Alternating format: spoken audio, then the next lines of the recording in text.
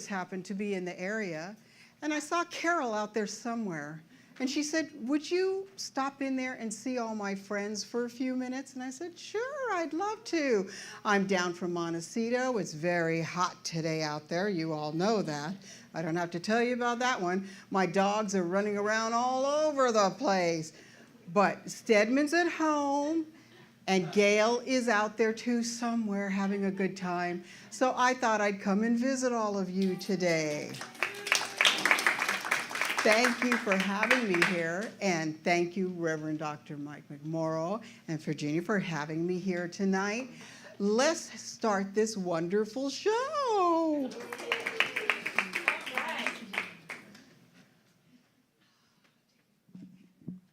We are going to start with a melodrama, and melodrama is a fourth grade curriculum study because the fourth graders, they study Gold Rush. And, but these two are in fifth grade, but that's okay. And we have my husband, Bob, standing in for the villain. This is kind of just a rehearsal performance in front of you. It's good to be in front of an audience. That's important before you would take it on the road, so to speak. And so melodrama started because the miners were tired at the end of the day. They did not want any complicated plots. They just wanted something simple that they could boo and cheer. So let me hear boo from all of you right now. Okay, good. And now a nice applause. And now just a ah. Okay, that's, of course, the heroine, you know, when she comes out. And if they didn't like you, but we're not going to do this, but if they didn't like you, they would throw popcorn at you, or they would throw rotten tomatoes or whatever. And if they liked you, they would throw roses up on the stage. And I've been to, how many people have been to a melodrama? Nobody. Oh my goodness, that's amazing. I've been to several that we actually got to do that. And it's just a way of overacting. And it's a good overacting, no,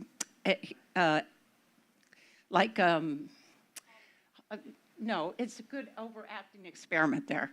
And the villain always comes from the left because that's the sinister side of the stage. And the hero always comes from the right. And it's the actor's right and left, not yours, okay? That's how we direct and block a play. So without further ado, we are going to start our melodrama.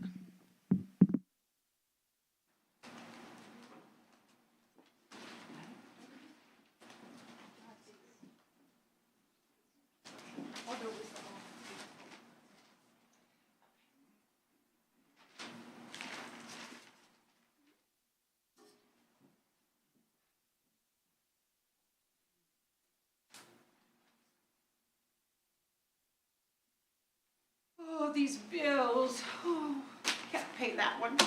Can't pay that one. I don't know what I'm going to do.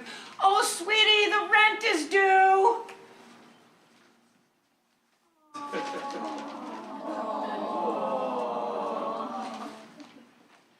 Oh. The rent is due. We can't pay the rent. But, honey, we must pay the rent. But we can't pay the rent. Oh, whatever will we do?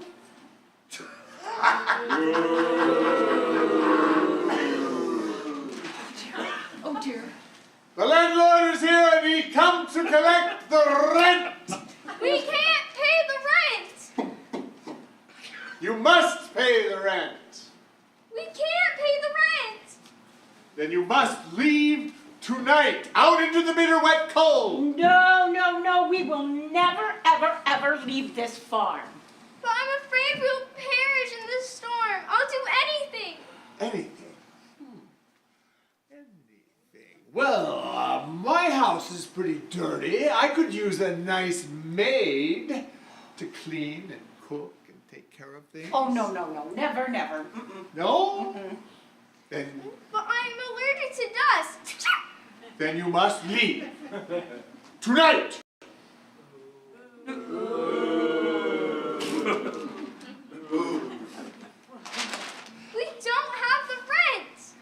No, we never, never, never, we can't.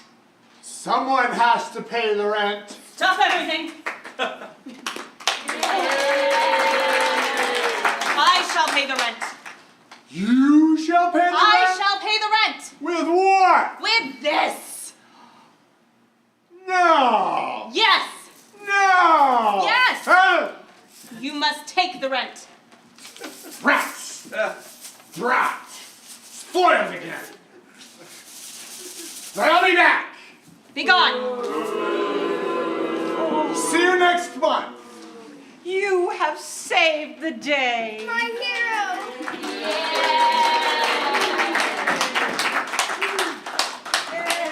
And Miss Oprah. Thank you very much, Adini, and all the kids. Wasn't that great? That's fantastic. We're so happy to see them working out there. That's great. And you know how I feel about education, right? We always have to be there for the kids. The kids are our future, and we have to remember that. So thank you. Let's give them another round of applause. My next guest for this evening is Sammy. Sam's not here yet.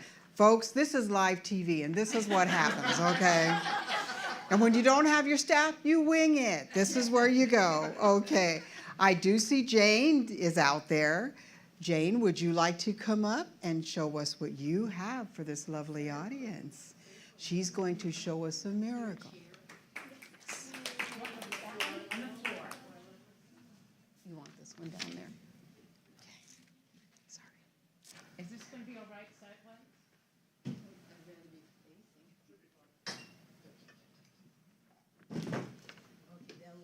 This will work? Yeah.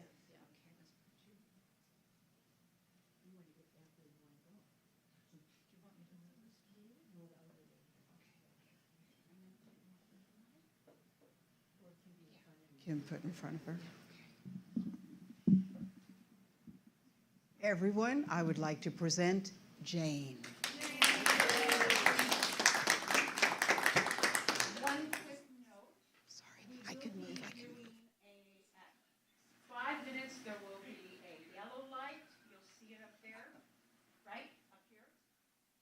And then at 6 minutes, a red one. Let you know that the time's up. Thank you. Good evening, everyone. My name is Jane. Hi. And when I came out here from the Midwest at a young age, I was very, very unhappy. I was depressed and sad, and my highest weight was 200 pounds. I did not like myself very much, and that's putting it very nicely. I believed that I was not able to learn, and I believed that I had a serious mental illness. So I studied psychology to find out how mentally ill I was without anyone else knowing about me. But what happened was that someone turned me on to the 12-step programs. And I visited at least 8, if not 10 rooms. And nothing seemed to gel. AA, no, and CODA, no, and Emotions Anonymous, no, and on and on and on. And then I found ACA. And the first night I walked into this women's meeting, and it was the first ACA meeting, and it's Adult Children of Alcoholic and Dysfunctional Families, is what ACA stands for. The first night I walked in, it was a women's meeting, and the women were making up family groups of like 5 or 6 women apiece in each family, and they were going to work the 12 steps together as a family and then meet once a month to share with everyone. And I'm like, oh my God, yes, that's what I want to do, because I really wanted recovery. And they said, well, you have to be here 6 months. You can't do that until you're here 6 months. And I was just brand new into the rooms. And after a month, they were going to start in a month. After the month, they allowed me to do the family group because they saw that I was very, very serious. So I would like to share with you an experience I had. What happened was we did the steps, and it was amazing. Every step, it was the same thing that we were reading and the same, but everybody had such a different experience and such a new learning. So we all had our own individual journey, even though we were doing the same thing, reading the same thing. It was amazing. And what happened was, for the third step, it's about finding a God of your understanding, a higher power, a source that you can trust and rely on. And before that, the prep was to think of the things that you would like of a loving mother or a loving father, someone caring and loving and supportive, and someone who would be there for you. So I did that, and then we were in the experience, I think we each did this on our own, and I was supposed to meditate. And I'll share with you the experience I had, which was a miraculous experience for me. If you care to close your eyes, I can guide you through this experience, and I'll express it as me in the first person, and then you can hear it and say it how you would like. So I'm just going to take a nice deep breath to get present and quiet.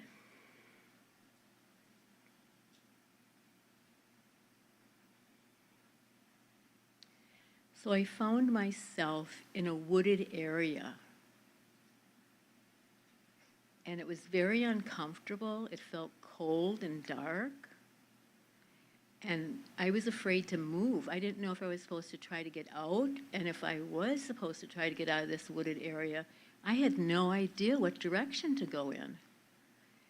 And I was barefoot, and the ground was sort of muddy and mushy.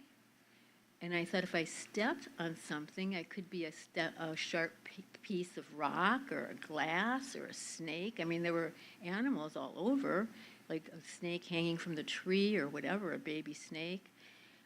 And so I felt scared and confused and not knowing what to do. And I kept thinking, what am I supposed to do? Am I supposed to try to get out? And then I saw a shape to the left of me.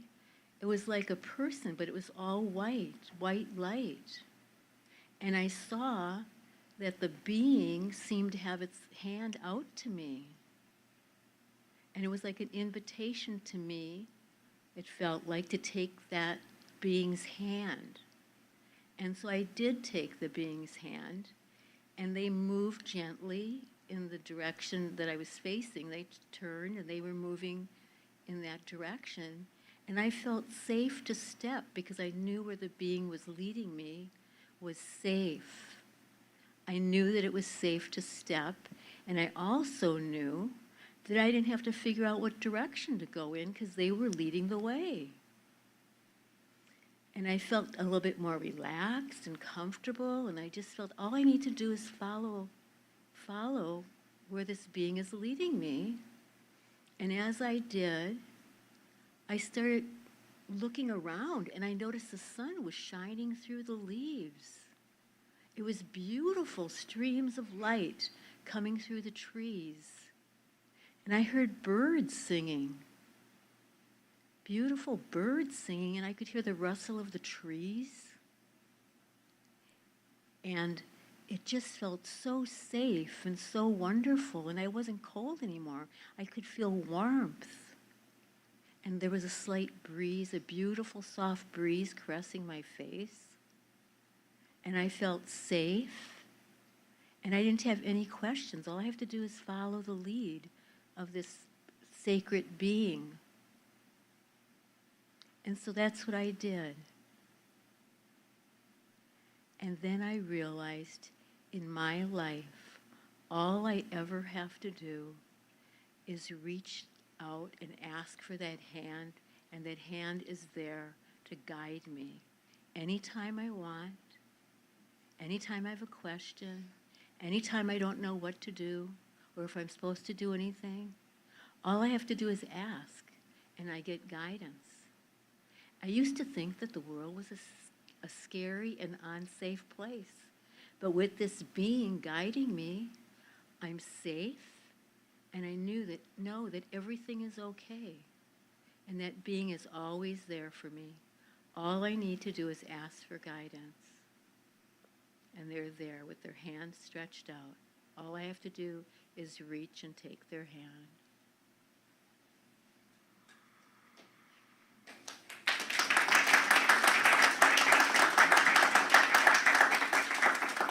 And that was a sacred gift given to me that I felt it was for me to share, not to keep it for myself. And that's why I'm sharing it this evening, because it felt like a sacred gift to me. So thank you. For that wonderful story. Thank you for sharing yourself with all of us. That is very, very special. Well, it was a gift to share. Thank you. No, Sammy, okay. Let's give it again, a round of applause for Jane. My next guest will be Bob playing the piano. Bob Fox. Bob Fox, I could maybe play. Bob Fox is telling a story. Oh, okay. He's going to tell us about a piano. All right. Let's hear it for Bob.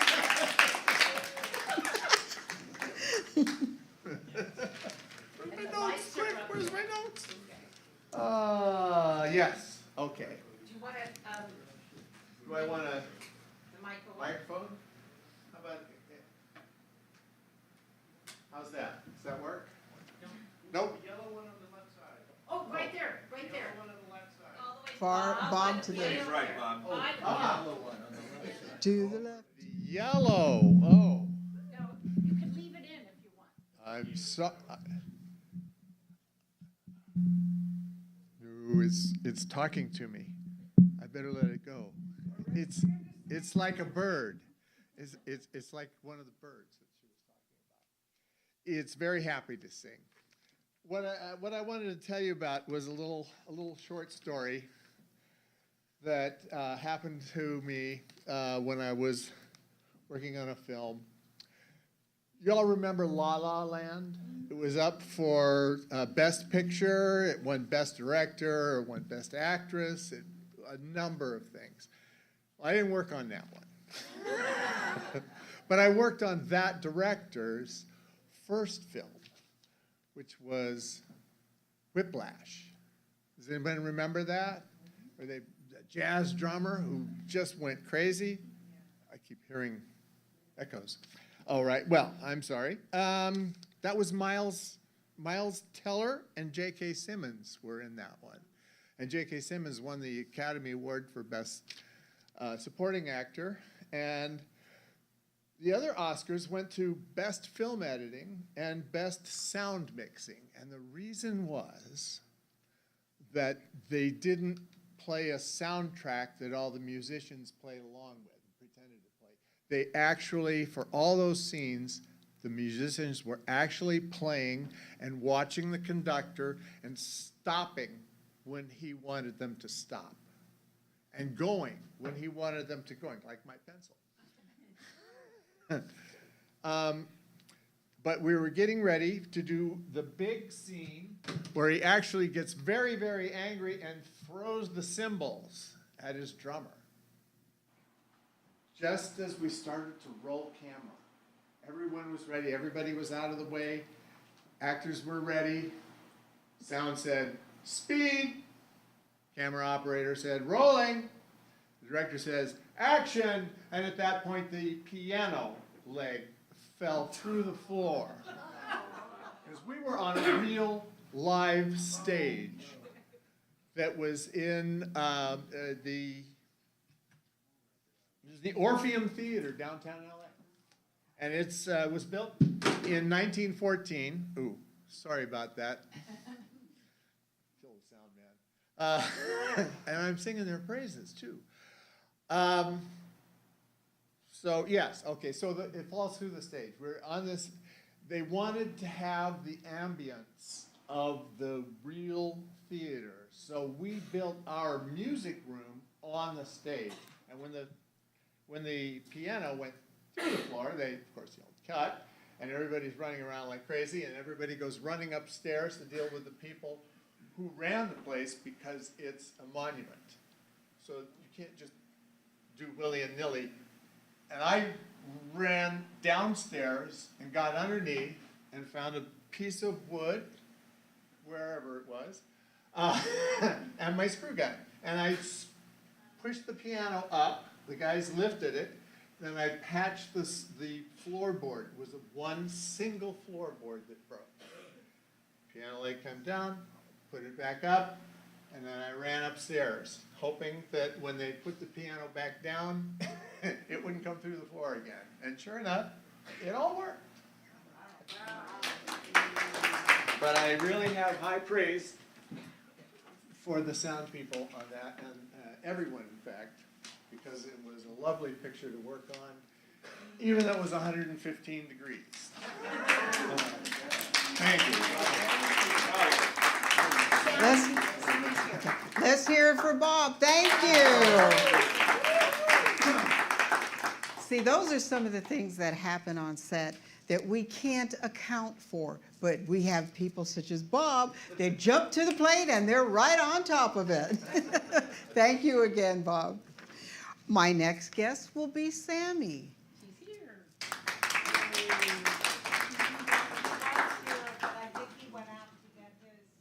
Oh.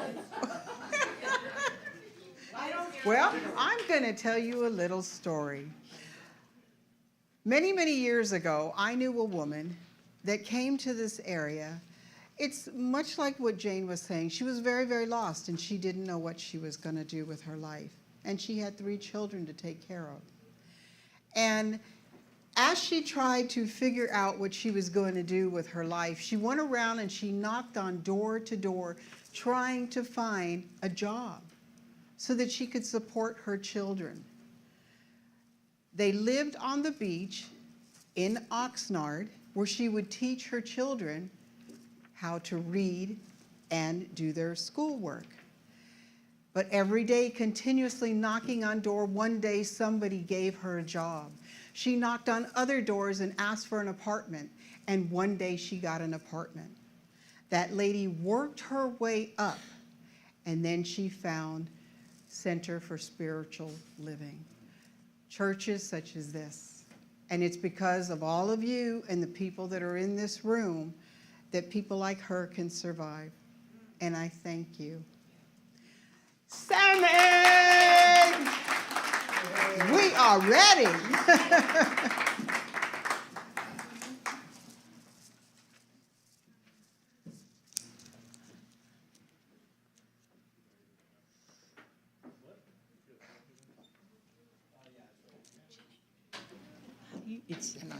Is it, I don't, right, your retirement, right?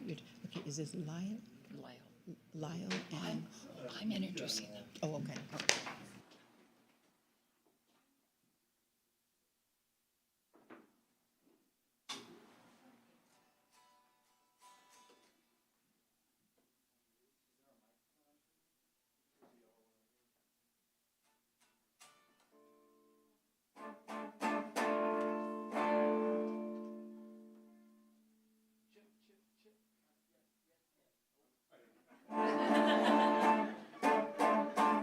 You guys hear everything? Yeah.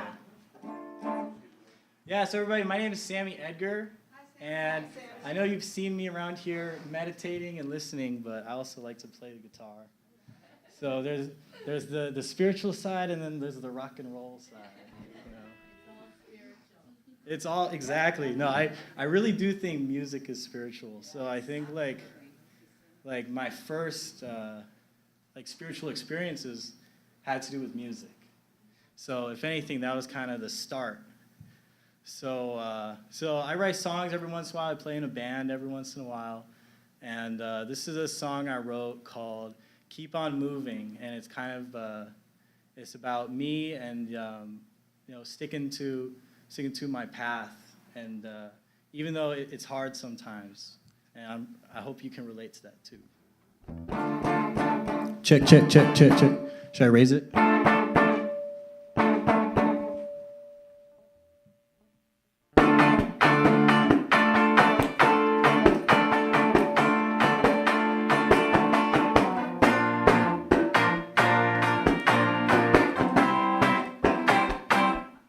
my time is up.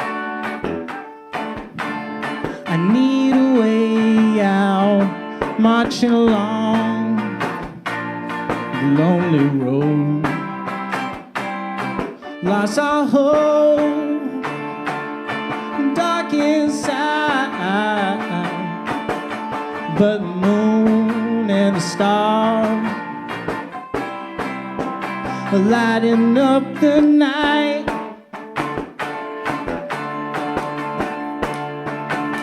And I'm thinking about you.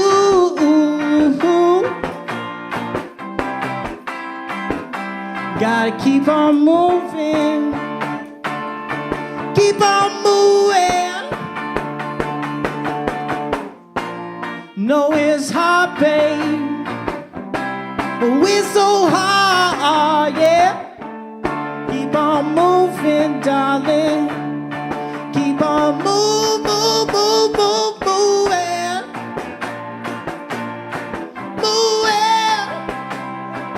keep on moving.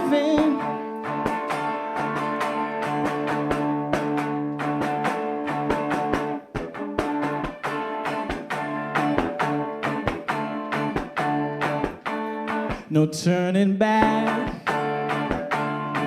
You don't have to face it on your own. We'll be one, hand in hand. It's all so clear. I'm happy now. Got the moon in my eye and flowers in my hair. And I'm thinking about you.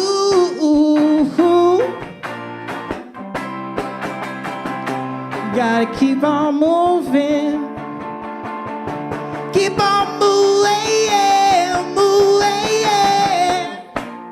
No, it's hard, babe, but we're so hard. Keep on moving, darling. Keep on moving, moving.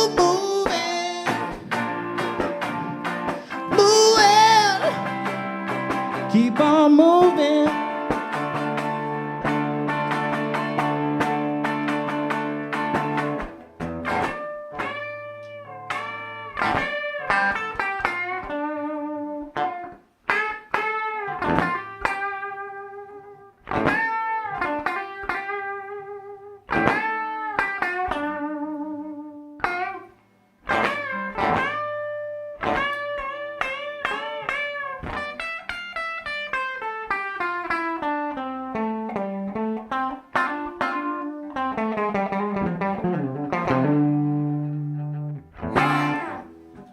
Thank you.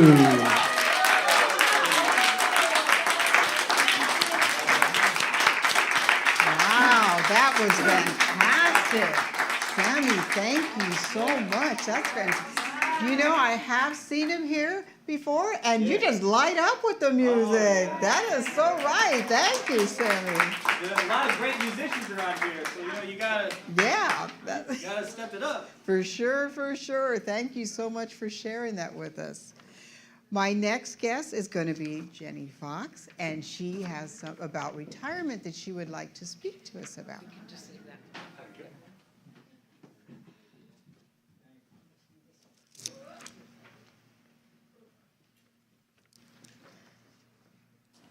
Hello, I'm Jenny Fox. This has been so wonderful. And Danny, where are you? Oh my gosh, thank you. Danny, I've been wanting to do something like this, theatrical, whatever, and Danny suggested the open mic, and we've just been rolling with it like this and feeding off each other, and it's been such a joy I told her, it's such a joy to create with her. So I wanted you to know that. So retirement. The title of my story is Curtain Call, or Why I Retired Before the Scenery Fell on Me. So the thing is that I was a theater teacher, and it's like when I told people I was going to retire, I wasn't even 65 yet, they looked at me and they said, you know, you love theater, you love children. Why are you retiring? I said, because I love my back and my knees, and I want to spend more time with my kids. So, you know, you don't just wake up one day in the middle, you know, and go, oh, I think I'll retire today. It doesn't happen that way. Slowly, after 25 years, you go like, I need to retire. It was 2015, and so 2016, I went to school and the kids gave me gifts and stuff, and that still didn't change my mind about retiring. Also, we were doing Shoemaker and the Elves with second graders. There was this little girl, and she was the shoemaker's wife, and she was excellent. I mean, she had all the moves. When she went to sit down, it was, oh, you know, and she'd rub her knees and everything like that. And I said, where'd you get those moves? They're great. She said, watching you. Watching you go, sit down, stand up. I mean, I went from sitting on the floor with the kids to sitting in a chair and then hardly being able to get in and out of a chair. And I knew it was time. So I look at my life like 3 acts. So the first act is growing up. The second act is working and pretending like you know what you're doing, okay? And the third act, you get to sit in the audience, eat popcorn, and go, you go for it, you know? So it's not the end either. Retirement's not the end. Although, once I retired, I went, now what? Oh, you know what, now what? As an Indian tribe in Central America, the Nahuatl tribe? Well, I digress. Anyway, so first I thought I'd write a book. Everybody, when they retired, well, let's write a book.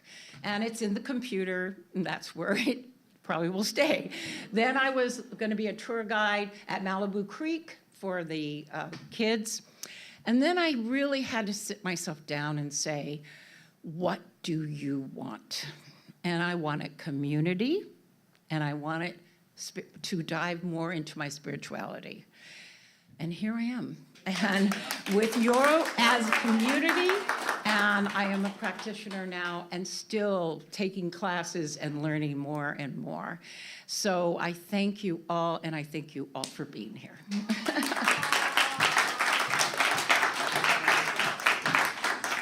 you're going to introduce. Oh, and the show must go on. And we must be part of the show, whether we're retired or not. And so, Lyle, come on up.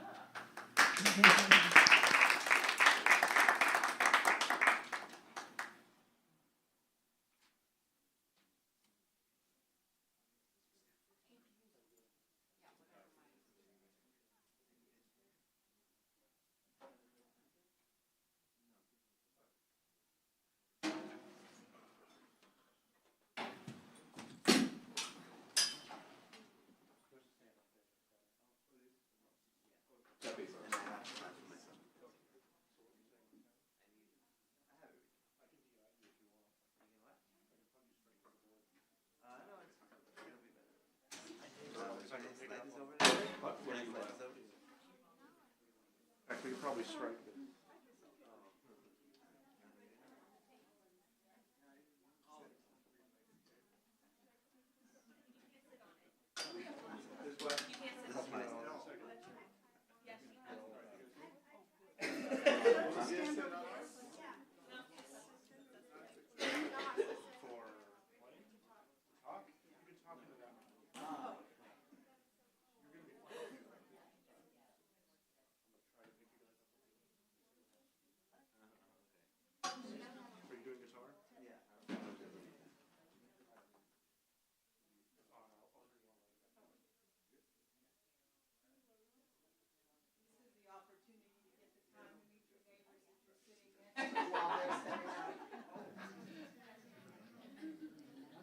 Testing.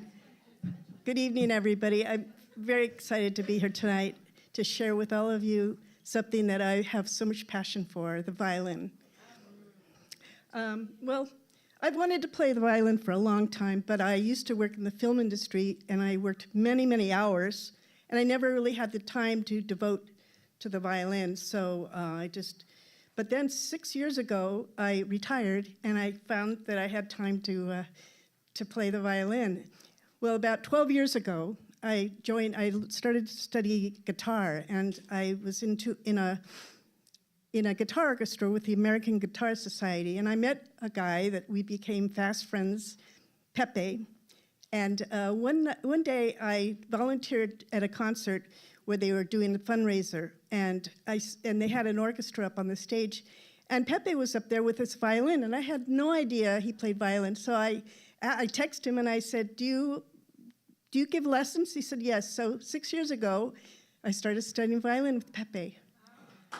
Pepe is an amazing teacher, and he's become a very dear friend. He's very strict with me, with my, like, keep your finger to, pinky turn, everything. He's very, very strict, but he's very supportive. Anyways, violin has just really changed my life. And it got me through the pandemic. It's enriched me, and I love playing for people. And Pepe has helped me, he's helped challenge me to be a better violinist. And so at this moment, oh, there he is. I would like to bring to the stage Pepe, and we're gonna perform a song for you. We're gonna perform one you all should know, Scarborough Fair. Scarborough Fair is a traditional English folk song that was recorded by Simon and Garfunkel.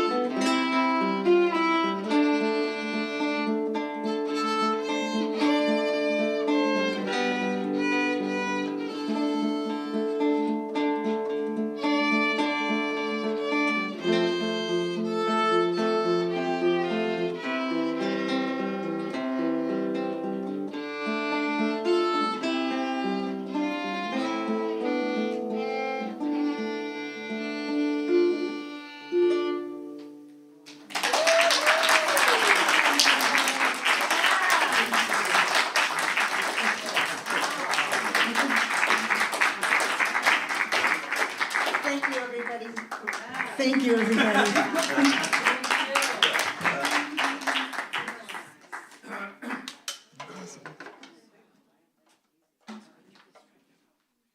Thank you very much for that lovely rendition. That was absolutely beautiful.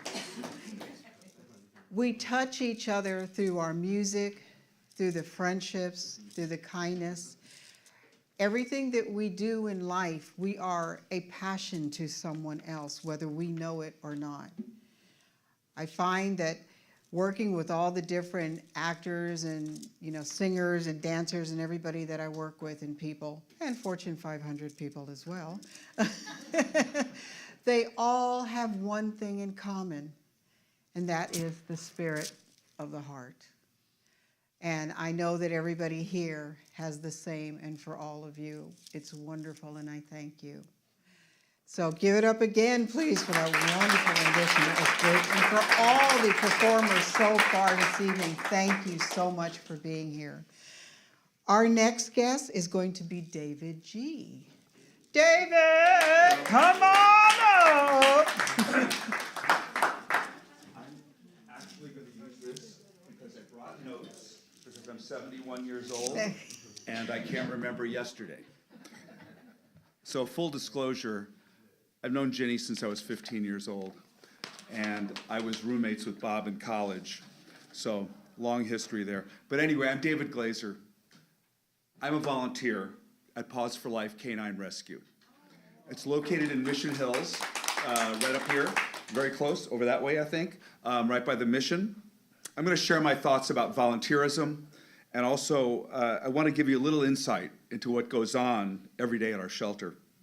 So I retired from the motion picture business in 2017 after 41 years. 33 of them, I was a Local 44 IATSE property master.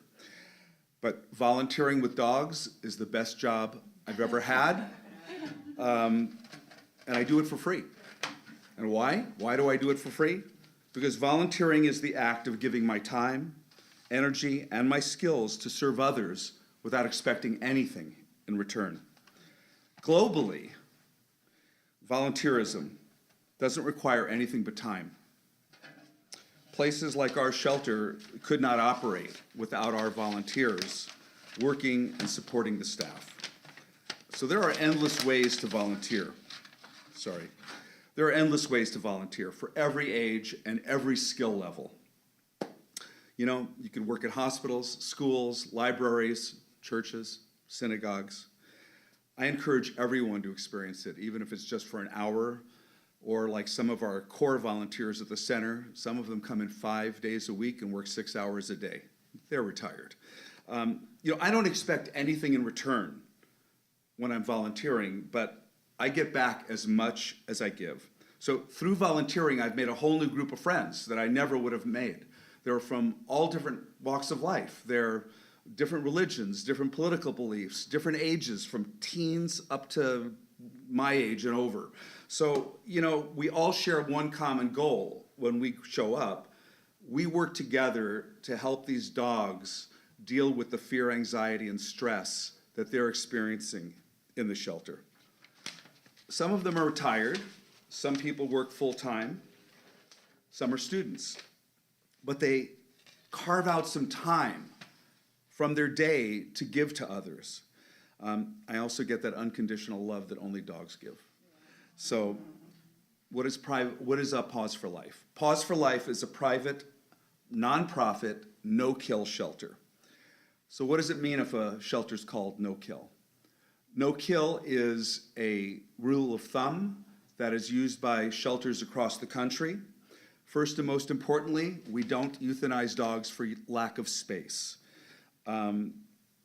The definition generally, if 90% of the dogs that enter a shelter leave alive, they can consider themselves no-kill. The other 10%, sadly, would be dogs that are severely injured, seriously ill, or dangerous dogs. Best Friends Animal Society, many of you might have heard of that, they pioneered the idea that shelters should be more than just a warehouse for animals. And they have worked tirelessly over, I think, the last 30 years trying to change the mindset that shelters are not warehouses. We are there to find adopters and fosters. And they've built a coalition across the entire country to further the goal of no-kill. So our mission at Paws for Life is to rescue dogs only from the city of Los Angeles. They are always over capacity. And the LA city shelters will euthanize dogs just for lack of space. We are a relief valve for the LA shelters. And I'm also a firm believer, adopt, don't shop. We have a capacity of about 150 dogs, and we're a very large facility. We have our own in-house vet and our own clinic. We have a contract with the city of LA, and that allows us to go to the 6 shelters and rescue dogs. What's a day like for me? Well, I work closely with the staff. I'm a dog handler, and among my other duties, I get dogs out for potty breaks, walks, socialization. Most importantly, I give them attention, which is their basic need. I also teach orientation classes for new volunteers. I do basic handling skills. Volunteers at our shelter also clean up poop. They wash dogs, help with feeding, we do laundry, we do dishes. As we said in the movie business, it's not all autographs and sunglasses. So my very first job with Best Friends, about 11 years ago, was using a clicker counter at an adoption event. I knew nothing. They handed me a clicker, and I counted people as they came in. Through the years, and over hundreds of hours of training, I'm now qualified to handle dogs that require specialized knowledge, dogs that have specialized behavior issues, medical issues, handling issues. I'm not an expert, but I've become very good at observing dog body language. I've also showcased dogs to adopters. I work at events. I was also a transporter for Best Friends, transporting dogs to other shelters as far away as Utah and Texas. So I've been retired for 7.5 years now, and volunteering gives me a reason to get up in the morning. It's my raison d'etre. It's my purpose in life now. I think in life it's important to have something to love, something to look forward to, something to do. My volunteer job ticks all those points. My last thought I want to give you is saving one dog will not change the world. But for that one dog that is saved, its world will change forever. Thank you.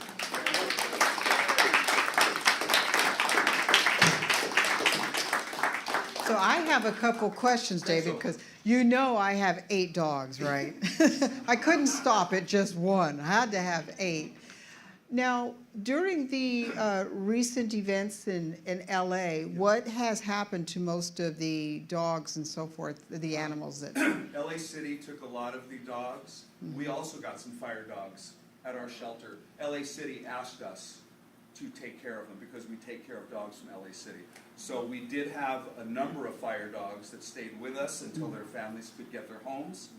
We still have 2 fire dogs with us because the families have been unable to get a home. So we are taking care of them. They will stay with us as long as they need to. Their families can come visit and whatever, but they will stay with us. Wonderful, thank you. And people can get in touch with you to provide donations and so forth? Absolutely. Okay, wonderful. Jenny So knows all my information. fantastic. And you can also go through Kathy because she's our Yes, animal our liaison, yes, exactly. Thank you so much for that information, yes. And that is so important because, yes, as people need help, so do the animals, so, as we all know. Thank you so much again, David. Our next guest is Nancy. No, it's Andrea. Oh, it is Nancy.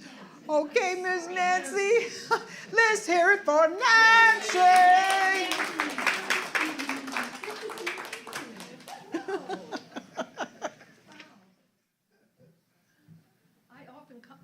I often come here on Wednesday nights, and I don't see a crowd like this. It's really wonderful to look out and see you all, familiar faces. And I will watch it on YouTube, but I just arrived here because I was with my grandchildren all afternoon, and their mother is in San Francisco, so my son was taking care of all 4 of his children. Anyway, he was busy, and so was I. But so what I want to do is share 2 stories that tell something to me, and I hope they tell something to you all. And the first one, or just speak on some level to you all, and the first one is about how I answer when somebody says, "What's your favorite?" Fill in the blank. And I have been lucky enough over the years to see a performer named Hershey Felder. You know him? He does these amazing plays, I guess you could call it, of musicians, of like Beethoven. I've seen him do Beethoven and Chopin and Tchaikovsky, Puccini, and to just name a few. I mean, and he embodies the composer. And he's an incredibly talented musician himself. I feel really, really lucky that over the years I've been able to see several of his performances. And this is what made a profound impression on me, so profound, as a matter of fact. I was at a luncheon the other day, And it was old friends who I hadn't seen for a while. It was all from about a school where I had worked for a long time. And anyway, so I made them sit down so they could hear this part of the story. I said, no, you can't go. You can't go see your friends over there. You have to listen to this. And I don't usually do that, I hope. Anyway, so one night we saw a performance, and I think it might have, I can't remember whether it was Chopin or Tchaikovsky, but it doesn't matter. And at the end, he does a Q&A, and somebody from the audience raised their hand and said, who is your favorite composer? And he said, the one I'm working on. And I thought that was it was a lovely, profound message for me. I mean, to be in the present moment, to be where, to make the moment that I am in my favorite moment.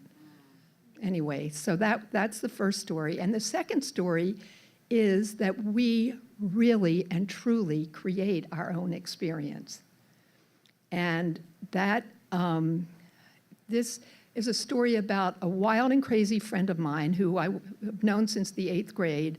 She's been all over the world. She was the international correspondent for Publishers Weekly, and she's just an amazing human being. Well, when she was in her early 20s, she wanted to hitchhike across northern Africa.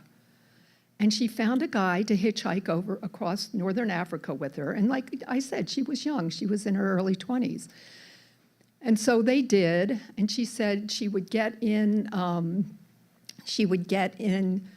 flatbed trucks with sheep and goats. They would pee on her. And, I mean, it was just a crazy, crazy ride across northern Africa. I think it actually started in Libya, not in Egypt. But anyway, and she ended up in the American consulate, and I can't remember which city it was. Anyway, it almost doesn't matter. But so she and this young man who she had traveled all across northern Africa with were surrounded by people in the consulate who goes, you hitchhiked across the northern Africa? They were just dumbfounded. What was it like? And the two of them said at the exact same time, my friend Sally said, it was wonderful. And he said, it was pure hell. So I mean, it just, what we think about any situation is how we experience it.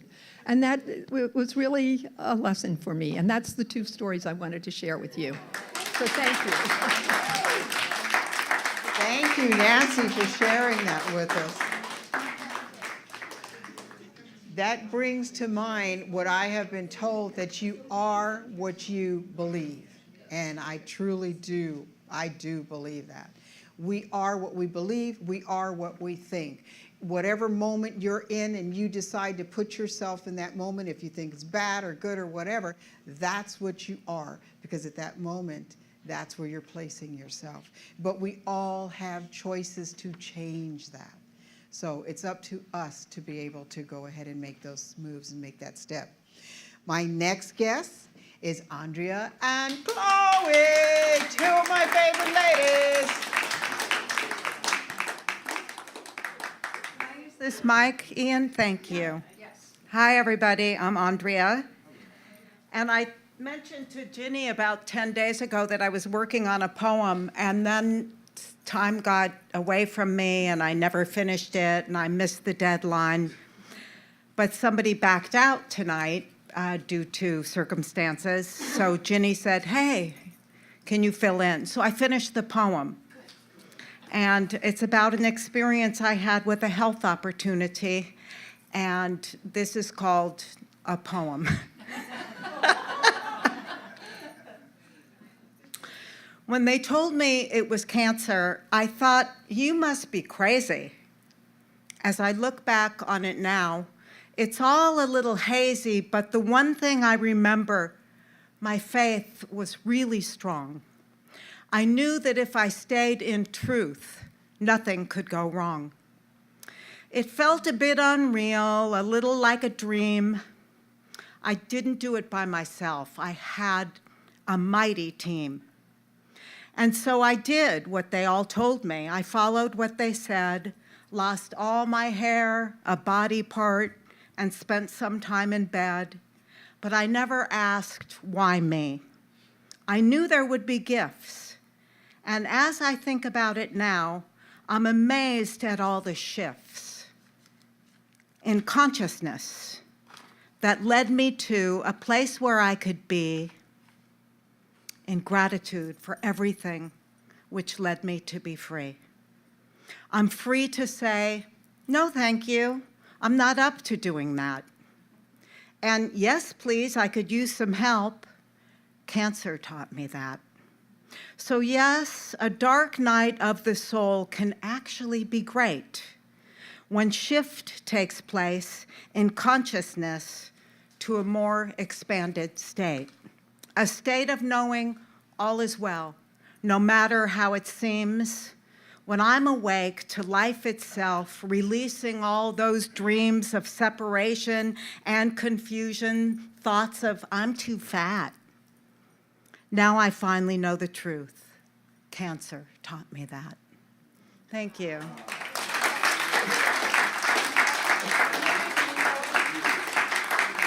So, and now I'd like to introduce Miss Chloe is going to come up and share with you.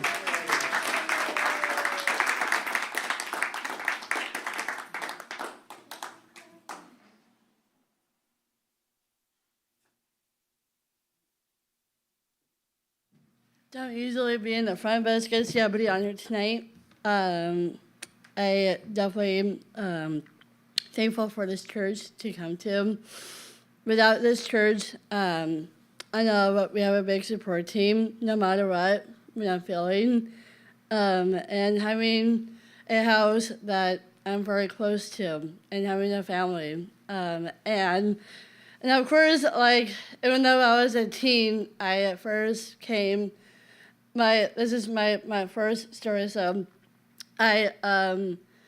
when I first came to, before this one, before I went to Agape, and I came to this church, and my mom wanted to be a practitioner of the center, so I came with her, and I came along, and I got me inspired by going to teen camp. And when that feeling, I wanted to go. So I've been going since to my first to my last teen camp. It was like after high school. I really like going to teen camp, but now since I'm not a teen anymore, I grown up, and since I was finished to the last, I was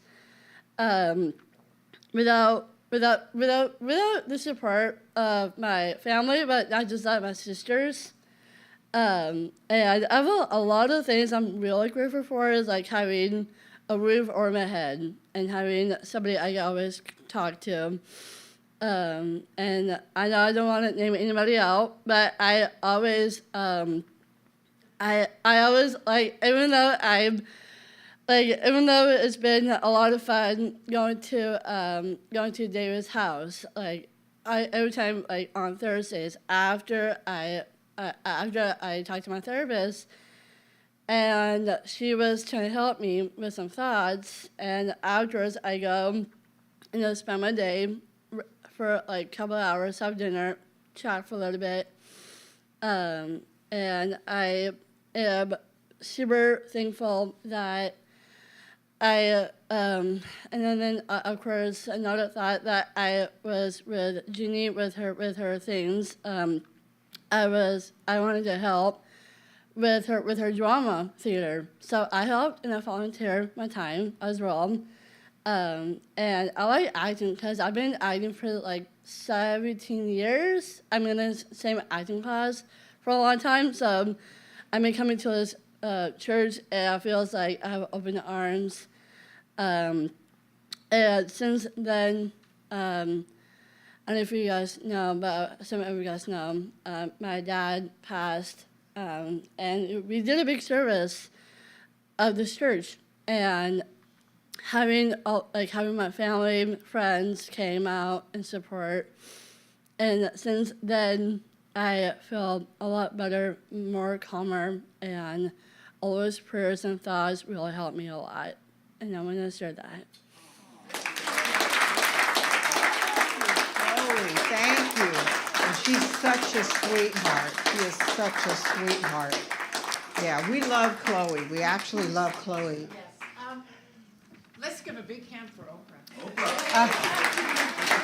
Thank you very much for having me here.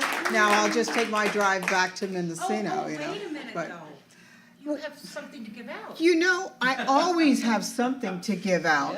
So I do have, Who gets it? well, let's see. How about giving it to, let's give it to Bob. Yes, wonderful, Bob. Yeah, yeah. Well, you know I never go anywhere without giving out something. So you get a book, you get a book, you get a book. Everybody gets a book.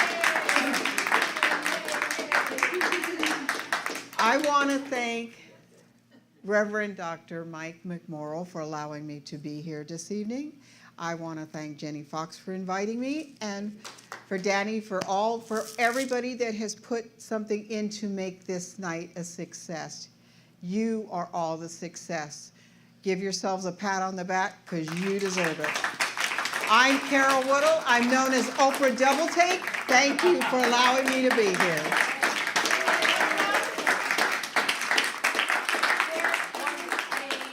Let's give you all.